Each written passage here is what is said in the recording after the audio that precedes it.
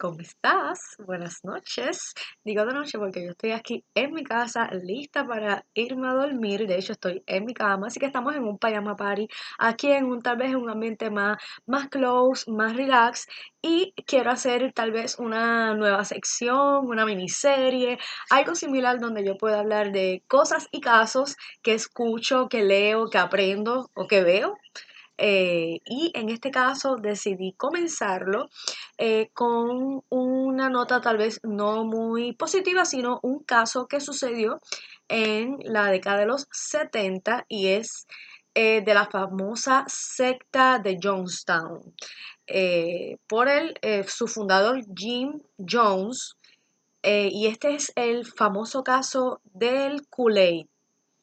Te lo voy a decir desde el principio para que sepas, ¿verdad?, dónde estamos ubicados. Y hace 1 o 2 semanas atrás hice un pequeño live, bueno, fue bastante extenso, en Instagram, donde estuve hablando de este caso porque vi el documental, lo vi en una aplicación que tengo de AT&T que se llama AT&T Watch TV. Esto no es auspiciado por AT&T, ojalá que sí fuese, pero no lo es. Vamos a ver si en un futuro algo por ahí. Lo vi y quise compartirlo por Instagram antes de olvidar, ¿verdad?, los detalles, el tema, la historia, en especial porque tuvo el desenlace fue el suicidio masivo de 19 personas, casi 1000 personas se suicidaron. Luego aprendí que no fue un suicidio solamente, fue una matanza y les voy a explicar el por qué. Pero la razón por la que quiero hablar específicamente de este caso es porque me sorprendió mucho aprender que la razón por la que ellos hicieron ese acto no fue por lo que yo siempre había escuchado, que era el famoso Kool-Aid mágico, que el Kool-Aid, yo había escuchado varias versiones durante mi adolescencia, mi niñez y en toda mi vida sobre el caso del Kool-Aid, y siempre se referían a ello como que, lo loco eso. Escuché una versión de que estaban esperando que vinieran los extraterrestres, escuché otra versión de que esperaban llegar a Dios, a otra dimensión, y se tomaron ese Kool-Aid para viajar o algo así, y esa no fue la razón por la que tomaron el Kool-Aid, que contenía cianuro, con la intención de acabar con su vida. Te voy a hacer la historia tal vez lo más cortita, que si me conoces sabes que hablo un montón y trato de resumir las cosas y termino haciéndolo así de gigantesco. Pero lo voy a tratar de hacer lo más conciso posible según el documental que vi. No recuerdo el nombre, pero si lo encuentro te lo voy a poner por aquí abajito en la descripción del video. Pues sucede que Jim Jones es un niño normal que nace en la década de los 50. Estaban todos los chicos, ¿verdad?, los muchachos de su pueblo jugando a los guerreros y, ¿verdad?, jugando normal, y él no jugaba, él se apartaba. Él le gustaba mucho la soledad y pensar. En ese tiempo jugaba mucho a la guerra y él no quería ser soldado, él quería ser como Hitler porque él admiraba como Hitler manejaba ¿verdad?, las masas y la muchedumbre y la gente, la inspiración, la admiración que la gente le tenía. Así que a través de su infancia y adolescencia, él entra a 5 distintas religiones, entra a los pentecostales, a los adventistas, distintas 5 denominaciones, y él aprende, ¿verdad?, que si las curaciones de la manera en que estas personas hacen las curaciones, las maneras en que estos hacen los cánticos y cómo se dirigen al público, ¿verdad? Y así que a los 25 años, Jim Jones abre su primera y única iglesia que se llamó People's Temple, el templo de las personas, el templo de la gente. Esto es en Indiana, si no me confundo, estoy casi segura que fue en Indiana. Él lo funda y según el documental, pues él no hablaba de ninguna religión en específico, sino que si el tema en ese momento estaba la política bien en controversia o bien en tema, pues él hablaba de la política. Si estaba el tema de algo de religión, o sea, él iba con la corriente y con lo que su público quería escuchar o estaban dialogando en ese instante, ¿verdad?, en ese presente de ese momento.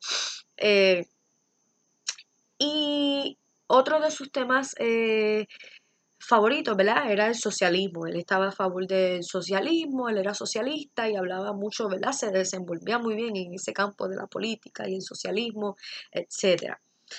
Él comienza a alimentarse de esa, él tuvo mucha aceptación, sobre todo porque en ese tiempo, en la década de los 60, él dejó a un lado lo que era el racismo entre blancos y negros. Él fue bien integral y esto era el People's Temple, el templo de las personas, así que todo el mundo está bienvenido en mi iglesia. Así que vengan todos para acá y él, bueno, se llevó, ¿verdad? Supo moverse muy bien y picó, como uno dice, picó en todos los segmentos de la sociedad.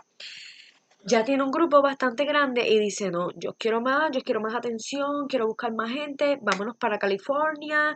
Él logra convencer a muchas de las personas de su pueblo, donde él tenía fundada su templo, por llamarlo de alguna forma, logra convencerlos de mudarse para California con el cuento, porque no hay de otra, con el cuento, que él había tenido una premonición y que iban a haber un desastre en ese estado en específico, no recuerdo si era eh, una bomba nuclear, algo iba a pasar en ese estado que tenían que irse. Así que vámonos y los convenció y se llevó a gran parte de su grupo hacia California. Ahí se instala, goza de mucha popularidad, sobre todo con los políticos. De hecho, cuentan de un episodio de cuando Roosevelt estaba en campaña eleccionaria, él picó también por ahí, tuvo muchos favores con los políticos con él, y él estaba montado, se cuidaba mucho su apariencia, tenía una buena proyección, una buena apariencia, vuelvo y me repito, y él estaba en su top. Había muchas personas que estaban totalmente entregados a él y a su iglesia, sobre todo porque él practicaba lo que eran las curaciones del público. Luego se descubre, y esto pues sale en este mismo orden en el documental, luego se descubre o sale a relucir, ¿verdad? Que las curaciones no eran otra cosa que un engaño. Por ejemplo, cuentan en el documental que en una ocasión tenían una mujer con un yeso en una pierna que porque la noche anterior se la había roto. Ellos la llaman, hermana, ven, vamos a curarte en el nombre de Dios, está sanada, te sano, para aquí, para allá, y le cortan el yeso y la señora con mucha susto y precaución ve que puede caminar y empieza a brincar y empieza a correr y ella está totalmente curada de su hueso roto. Luego, al pasar de los años, ¿verdad? Luego se descubre que esa señora la habían drogado, ellos mismos en la iglesia la habían drogado la noche anterior, la habían puesto el yeso y al despertar le habían dicho que ella había tenido un accidente y que había roto su pierna, se había roto su pierna. O sea que pues eran curaciones engañosas, pero esa era la parte que la gente no lo podía creer. En cierta ocasión, él estaba empezando ya a ser un poco paranoico y cuidadoso, ¿verdad? Demasiado precavido pues, con su paz. Eh, y creo que estaba un poquito como en tela de juicio, estaba pasando algo que él estaba como en alerta. Están un día en un picnic que él hace allí mismo en su congregación y de repente llegan unos individuos o uno en específico llega un individuo y comienza a disparar, le disparan, él comienza cae al piso, brota mucha sangre y todo el mundo, ¡ay! La confusión, no sabían qué hacer. Los guardias metieron a todo el mundo dentro del templo, todo el mundo, mucho susto, asustado. Y en un rato entra él, sin la camisa, con la camisa rota, o sea, sin la camisa así y la camisa con los disparos, pero nada en su pecho de bala. Y él como que estoy vivo, es un milagro, no tengo nada, me curé. Y todo el mundo, ¿verdad? Pues creía en esas curaciones. Y esa fue una de las razones principales por la que su iglesia fue bastante concurrida y conocida. Ok, ya al tener varios años en la iglesia, empiezan a salir acusaciones de que él estaba siendo abusivo con sus feligreses, tanto emocional como físicamente. Para ese tiempo él trabajaba Bueno, desde que fundó su iglesia, él sí se distinguía en que trabajaba 24/7. Todo el que entraba a la iglesia pasaba por sus manos, él estaba todo el tiempo activo, todo el tiempo dando discursos, en reuniones, y por tal razón utilizaba drogas para mantenerse despierto y drogas para dormir cuando podía dormir el poquito que dormía. Eh, y bajo esos efectos de droga comenzó a dar paliza a varias de sus grupos más cercanos, su staff, por decirle de alguna forma, y varias personas salen de la congregación, entre ellos una pareja. Esta pareja luego comienzan a dar... es que estoy escuchando los perros del vecino y me distrae un poco, no sé si los puedes escuchar, asumo que sí, son dos grandanés, así que seguramente los escucha. Esta pareja les comentaba que empiezan a dar reportajes porque sucede que una de las staff de Jim Jones, más cercanas a Jim Jones, tuvo un hijo que se rumoraba que era hijo de Jim Jones también, ¿verdad? Del pastor de la iglesia, por decirle todas estas palabras. Ella recibe también una serie de abusos y sale de la iglesia, pero sin embargo deja a su hijo con Jim Jones, lo deja dentro de la iglesia. Ella sale, cuando sale ya está el tema caliente de los abusos y de las como las medias locuras que tiene él en su mente, y así que ella se junta con esta pareja para dar, ¿verdad?, declaraciones a la prensa de lo que en realidad estaba pasando backstage en The People's Temple de Jim Jones. Así que Jim Jones decide, pues mira, para salir de esta candela que tenemos ahora mismo, vámonos para otro lugar. Vámonos para otro lugar en lo que las aguas se calman y regresamos después a California.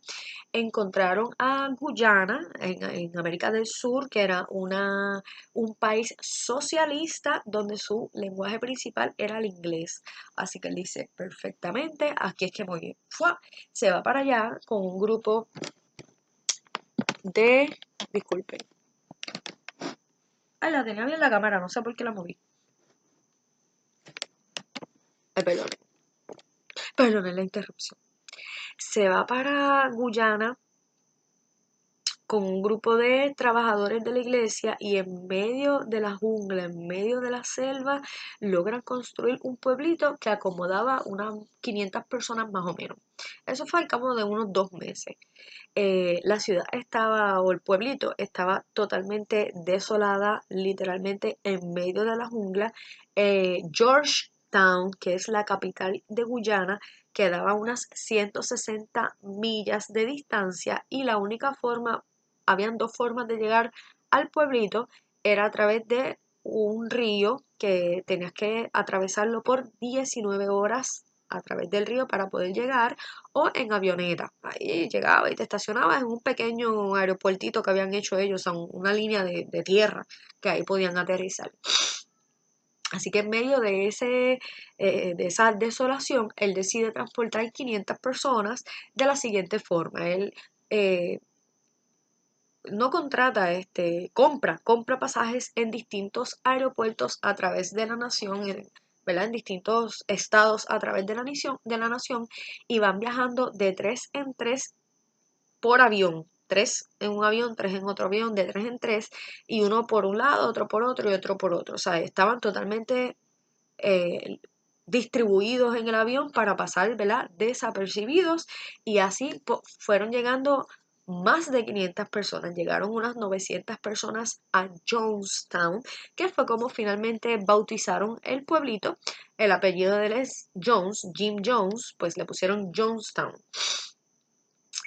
Entre ellos habían muchos niños, habían hombres, mujeres de todas razas y colores, llegaron allí al pueblito, tenían hasta una especie de dispensario con medicamentos y tenían altoparlantes, tenían un comedor, era un pueblito agrícola donde ellos cultivaban su sus alimentos, pero prontamente se dieron cuenta que no había alimentos suficientes para 900 personas y que la idea de este socialismo que él pensaba no lo implantó de la forma correcta, no era autosostenible. Así que eh, sucedió eso, ¿verdad? Que ya estaba tal vez un poco desanimado y muy entregado a las drogas, a los medicamentos, porque al contrario de en California, recuerden que él salió huyendo de California para no afrontar todas estas entrevistas que se rumoraba en cuestión de los abusos físicos y emocionales que estaban pasando backstage.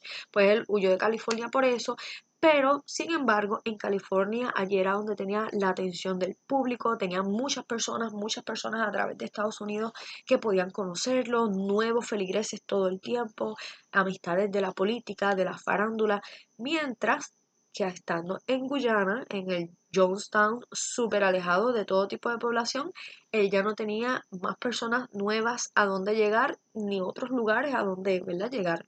Así que él empezó a descuidar su apariencia, a descuidar los cultos, ya no hacía cultos como tal, ya era simplemente estaban viendo cómo solucionaban el problema de cómo mantener a 900 personas eh, trabajando y haciendo agricultura y viendo a ver cómo pasaban el tiempo.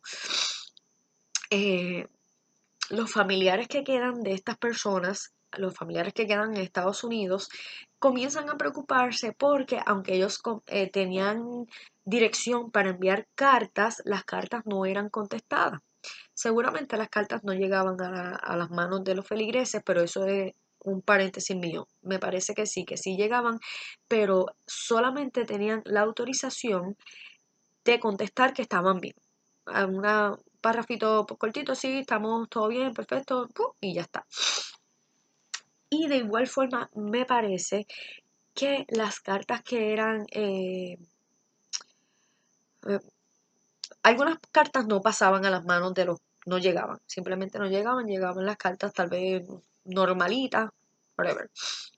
Pues este grupo de parientes preocupados forman un grupo que se llamaba Parientes Preocupados, ¿verdad? Exigiéndole a la prensa, a los policías, ¿verdad? El gobierno que investigase cómo estaban sus familiares. Ya habían pasado varios meses, no se sabía de ellos, no había comunicación, estaban en medio de la jungla y querían un poquito de que alguien fuera hasta allá o qué sé yo qué. Pues llega este congresista que dice que no cunda el pánico, yo me voy a encargar, yo voy para allá.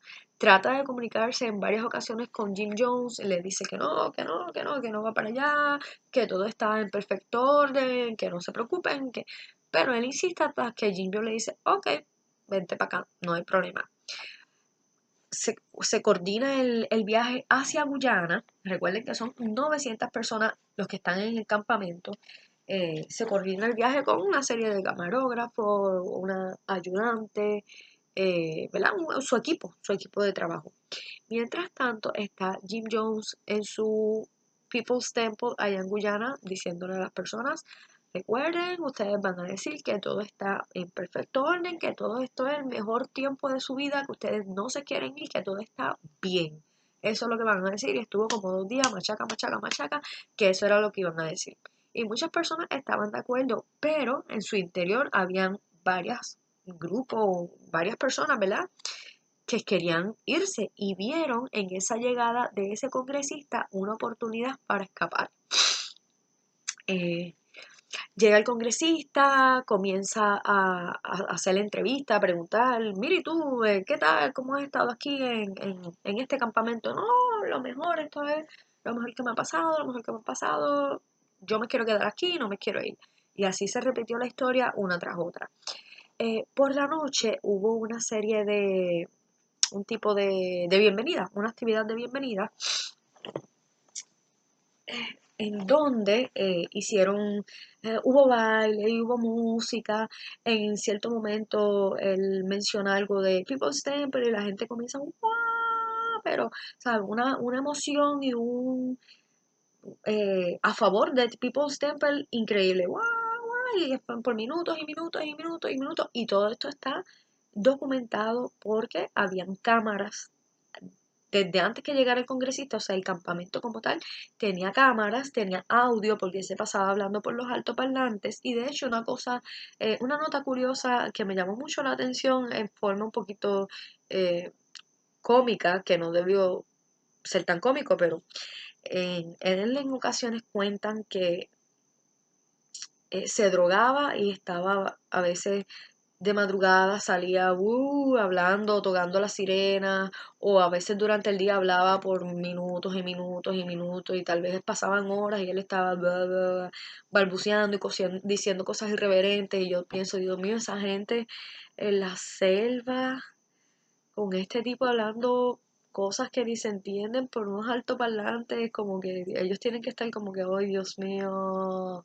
Bueno, nada, ese fue mis pocas intervenciones que voy a estar haciendo al caso, porque mi propósito con esta miniserie es reportar y no necesariamente decir mi opinión. Lo que yo quiero con esto es, yo me paso viendo documentales, leyendo muchos libros y escuchando y aprendo, entiendo yo, ¿verdad? Una serie de cosas bastante interesantes que me gustaría compartirlas para adelante, porque con un videito tal vez tú puedes aprender algo que no sabías.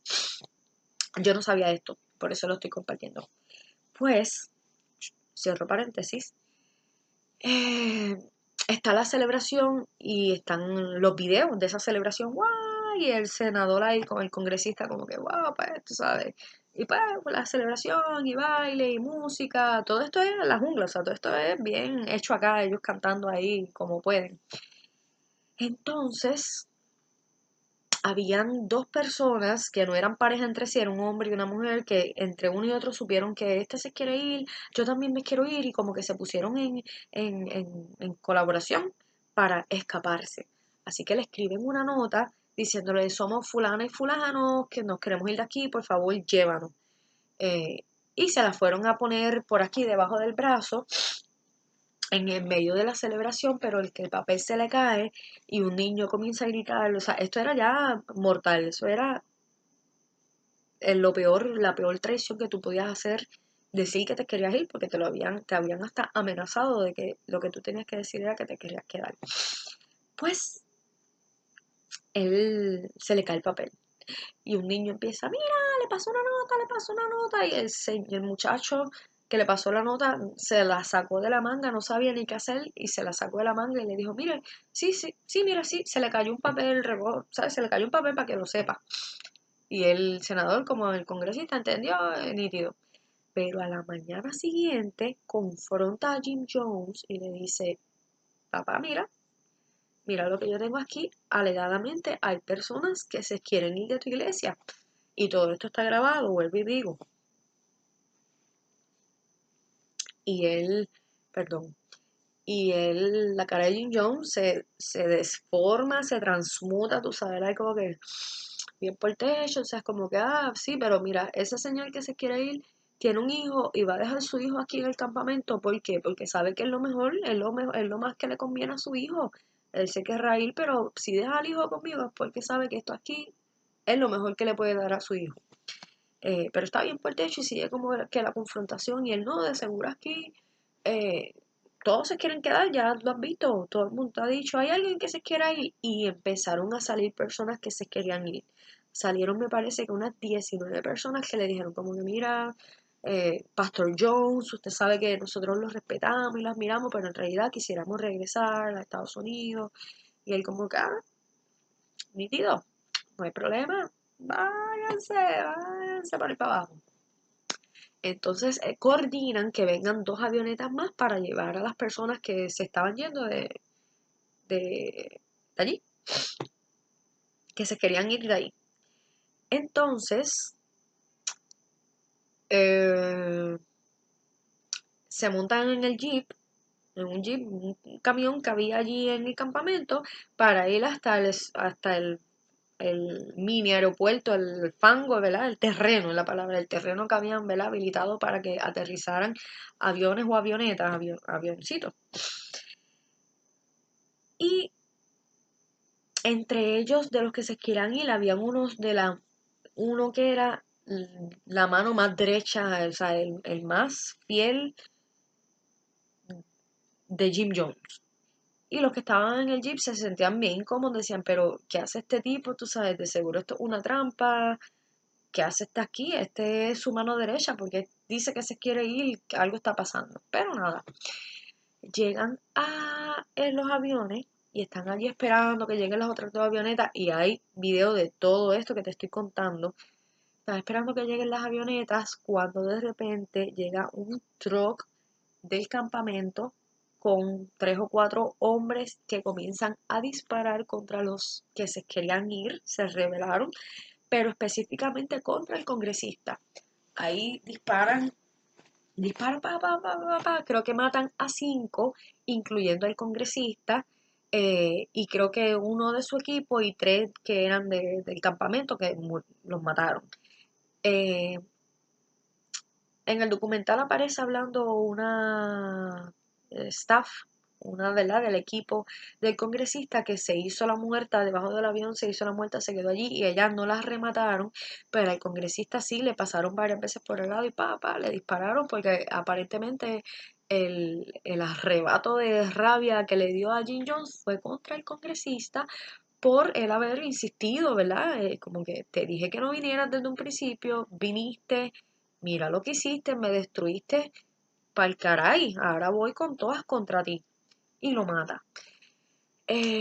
Los dos que habían escrito la nota se habían logrado escapar, o sea, cuando pasó todo ese revolú, lograron escapar, igual que muchos lograron escapar a través de la jungla y pasar a través de mucho caminar, eventualmente llegan a la ciudad.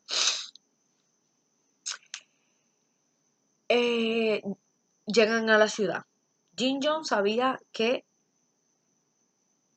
se había cortado las patas, ¿sabe? Si Estados Unidos le tenía los ojos puestos por alegaciones, ahora el haber hecho eso contra un congresista, contra miembros de su delegación, ahora sí que no iba para más. Sabía también que habían escapado varias personas. Y él decía, entonces, aquí es que viene el dato. Contrario a lo que, como comencé este video diciendo que las personas alegaban que ellos se suicidaron por irse con los extraterrestres o llegar a una segunda dimensión o que tenían un encuentro con Dios y pensaban que matándose iban a llegar a Dios.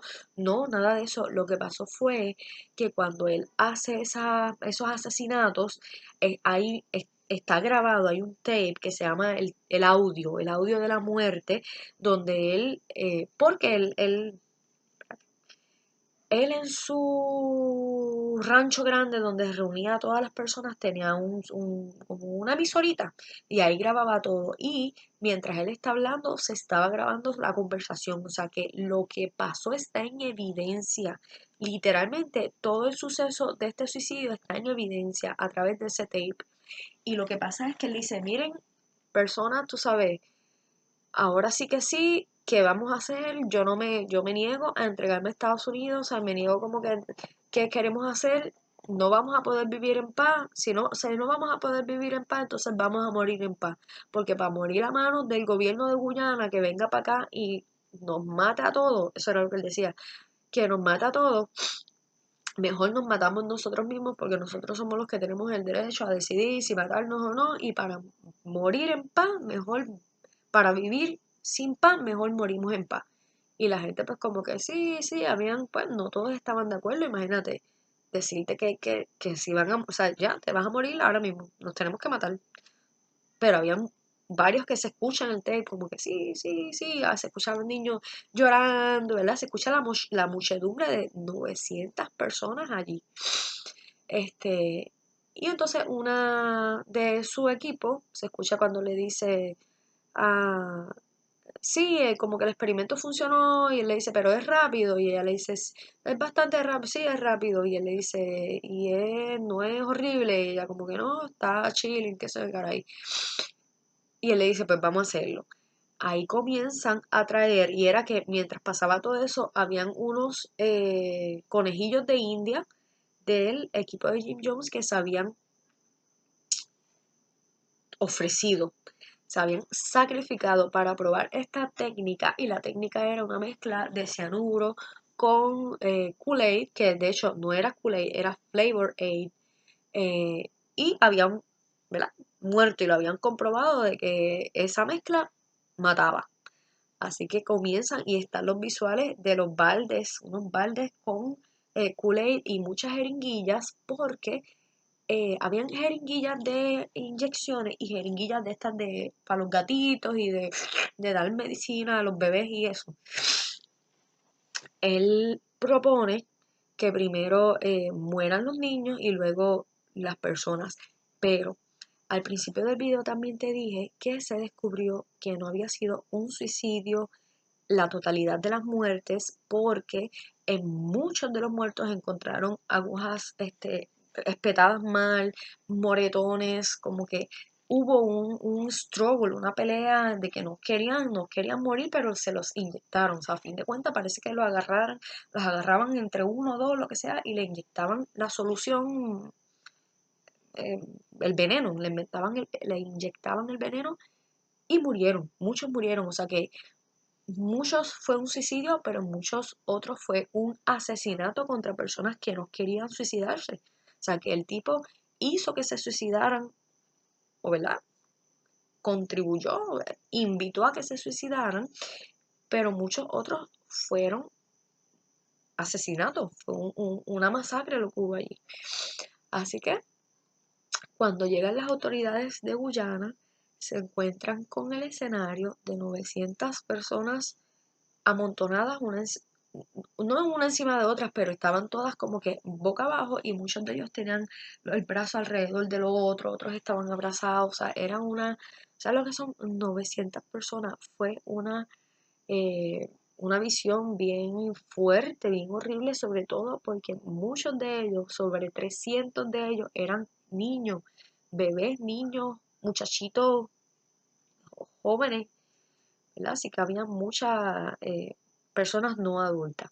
Cuando llegan las autoridades se encuentran con todo ese escándalo, y entonces dan, ¿verdad? Dan parte a la autoridad de lo que había sucedido. Y un dato curioso es que Jim Jones por, no muere por envenenamiento, muere por un disparo en la cabeza. O sea que él seguramente fue tan cobarde que vio la forma tan horrible de morir de esas personas, porque una muerte un poquito lenta. Lo que estuve leyendo sobre muertes con cianuro es que aunque tú estás respirando, literalmente estás respirando, pero tus células, tu sangre no lleva el oxígeno. Y aunque estás respirando, estás buscando ese oxígeno porque te sientes que no puedes, no, porque tu sangre no tiene oxígeno. Entonces, eso es lo que hace el cianuro. No hace que la sangre y tus células y todo lo que contenga la sangre no transporte el oxígeno hacia tus pulmones, y tú literalmente te sientes que te estás asfixiando y estás buscando aire. O sea, una muerte de mucha ansiedad, de mucho pánico, de mucho terror, tú sabes. No es rápido tan como decían o pensaban que iba a ser. Así que encuentran a Jim Jones con un disparo en su cabeza. Me puse a buscar por Google, porque él tenía una esposa durante todo creo que desde Indiana. Él tenía a su esposa, tenía varios amantes dentro de la iglesia, pero tenía a su esposa, y ella sí murió por envenenamiento, así que seguramente, yo creo, no sé si ella se la inyectaron o se lo tomó adrede, no llega hasta ese punto. Pero eso fue lo que sucedió entonces con Jonestown en el 1978 en Guyana. Y este documental lo cuentan varias de esas personas sobrevivientes que lograron escapar de la selva, eh, y algunas, ¿verdad?, de los familiares y otras personas que lograron conocer en vida a Jim Jones. Así que este fue el primer capítulo de Cosas y Casos que veo, leo o investigo. Espero que te haya gustado y que vengas otro día a hablar un ratito conmigo. Así que muchas gracias, buenas noches y que duermas bien. Bye bye.